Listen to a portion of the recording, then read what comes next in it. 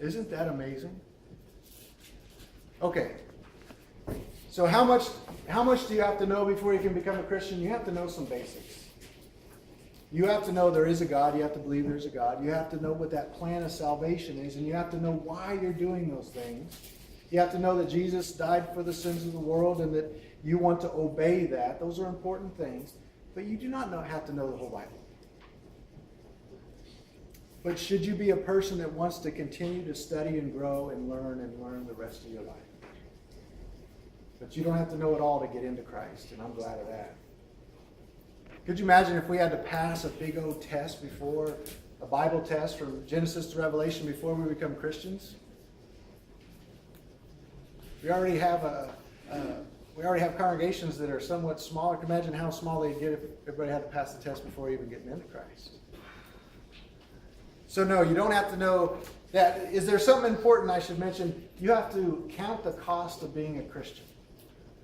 Now I say this because we're at Bible camp and there's youngsters here, and sometimes at little camps, especially the longer camps, you kind of get motivated. If somebody obeys the gospel, gets baptized, you get excited, maybe you start to do those things. You have to remember why you're doing it and what it's going to cost you to be a Christian. Do you know what I mean by cost? That means you're going to have to pay something. Now, it doesn't cost money to be a Christian, does it? Except for the water bill. Except for the water bill. No, you don't have to pay money in the sense to become a Christian, but does it cost you your time, your energy, your devotion the rest of your life? Yeah. Can you be a faithful Christian and go to heaven if you don't go to worship? No. So does it every Sunday is something you have to count as a cost? But those of us going to heaven and that are right now attempting to be faithful, aren't we happy to give the Lord Sunday?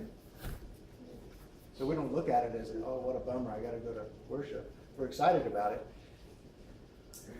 Okay, what's another thing? Some people might say, well, I'm not perfect enough to become a Christian.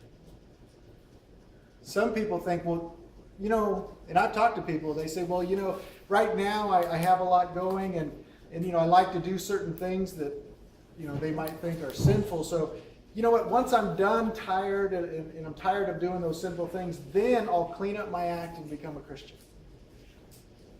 Do you think that's a good way to go? No. Can anyone be perfect without Jesus?